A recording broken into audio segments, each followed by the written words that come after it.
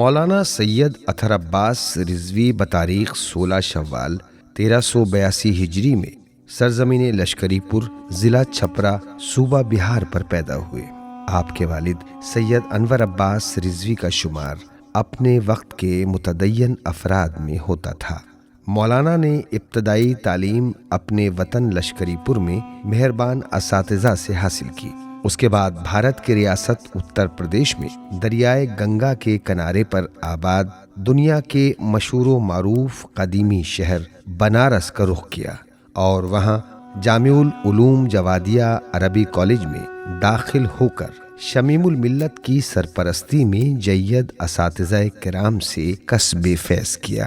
بنارس میں چند سال تعلیم حاصل کرنے کے بعد عازم لکھنؤ ہوئے اور نازمیہ میں امیر العلماء کی زیر نگرانی بزرگ اساتذہ کی خدمت میں زانو ادب طے کیے۔ سن 1982 عیسوی میں لکھنؤ کو ترک کر کے قم المقدسہ ایران کا رخ کیا۔ وہاں جید اساتذہ کرام سے کسب فیض کیا اور سن 1993 عیسوی میں اپنے وطن واپس آئے۔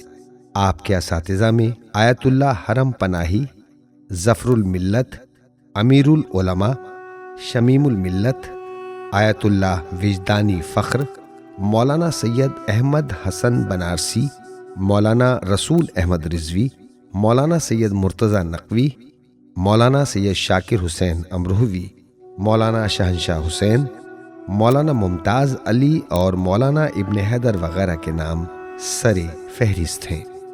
علماء ایران و عراق نے آپ کو امور حزبیہ اور نقل روایت کے اجازات سے نوازا، جن میں سے آیت اللہ محمد علی عراقی، آیت اللہ ناصر مکارم شیرازی، آیت اللہ محمد فاضل، آیت اللہ شیخ بشیر حسین نجفی، آیت اللہ محمد علی شیرازی، آیت اللہ شیخ محسن حرم پناہی، آیت اللہ محمد رضا موسوی اور آیت اللہ محمد تقی کے نام سر فہرست ہیں۔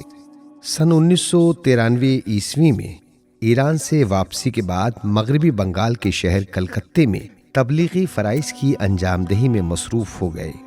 موصوف کلکتے کی بسراوی مسجد میں کئی برس تک امام جمعہ و جماعت کے عہدے پر فائز رہے۔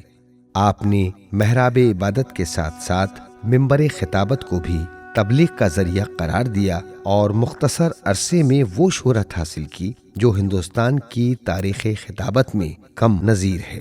کائنات میں آج تک ایک ایسی ماں پیدا نہیں ہوئی جو اپنے بچوں سے اتنا پیار کر سکے جتنا خدا اپنے بندوں سے پیار کرتا ہے۔ حالانکہ سرزمین کائنات میں ماں سے زیادہ پیار کوئی نہیں کر سکتا، کوئی ایسا نہیں جو ماں سے زیادہ پیار کر سکے۔ ماں تو وہ ہوتی ہے کہ بچہ ہنستا ہے تو اس کو بھی قرار آتا ہے، ماں کو بچے کی شرارت پہ بھی پیار آتا ہے۔ آپ نے ہندوستان اور بیرون ہندوستان میں اپنی خطابت کے جوہر دکھائے۔ مولانا اطہر کی خطابت میں موضوعات کا تنوع واضح طور پر دیکھنے کو ملتا تھا۔ آپ کو سننے والے افراد جانتے ہیں کہ مناسبت ہی کے عنوان پر پوری مجلس تمام کر دیتے تھے۔ سامعین بھی آپ کی خطابت کو بہت پسند کرتے تھے۔ موضوعات کا تنوع آپ کے وسیع المطالعہ اور وسیع الذوق ہونے کی دلیل ہے۔ موصوف نے اپنی زندگی کا آخری عشرہ محرم چھولس سادات میں خطاب کیا۔ کلکتے کی ضرورت کو پیش نظر رکھتے ہوئے سن 1993 عیسوی میں آپ نے لڑکیوں کے لیے الزہرا ایجوکیشنل سینٹر کے نام سے ایک درس گاہ قائم کی اور اس درس گاہ کی مدیریت کی ذمہ داری آپ کی اہلیہ نے سنبھال لی، جس کو آج تک بحسن خوبی انجام دے رہی ہیں۔ مولانا اطہر عباس جب تک باحیات رہے اس درسگاہ کی سربراہی کرتے رہے اور آپ کی رحلت کے بعد درسگاہ کی سربراہی آپ کے فرزند مولانا مہر عباس رضوی نے اپنے ذمے لے لی اور اس ذمہ داری کو اچھی طرح نبھا رہے ہیں۔ مولانا اطہر عالم ہونے کے ساتھ ساتھ شاعر بھی تھے۔ اطہر تخلص فرماتے تھے۔ ان کا ایک شعر کچھ اس طرح ہے: غیروں کا کیا گلا کروں اپنوں سے جو ملا، نوکے زباں کا زخم کلیجے کے پار ہے۔ مولانا مرحوم شاعر، خطیب، اور عالم دین ہونے کے ساتھ ساتھ بااخلاق، خوش مزاج، انتہائی ملنسار اور بے باک شخصیت کے مالک تھے۔ اسی لیے مغربی بنگال کے مومنین موصوف کو خمینی بنگال کے لقب سے یاد کرتے تھے۔ اپنے بڑوں کا احترام کرنا، چھوٹوں سے خندہ پیشانی کے ساتھ ملنا اور ان کی اصلاح و تربیت کرنے کی کوشش آپ کا ترہ امتیاز تھا۔ موصوف مجلس علماء ہند کے سیکریٹری تھے اور اپنے فریضے کو بحسن خوبی انجام دیتے تھے۔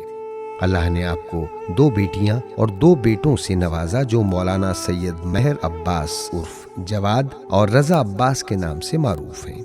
موصوف نے اپنے سارے بچوں کو زیور علم سے آراستہ کیا۔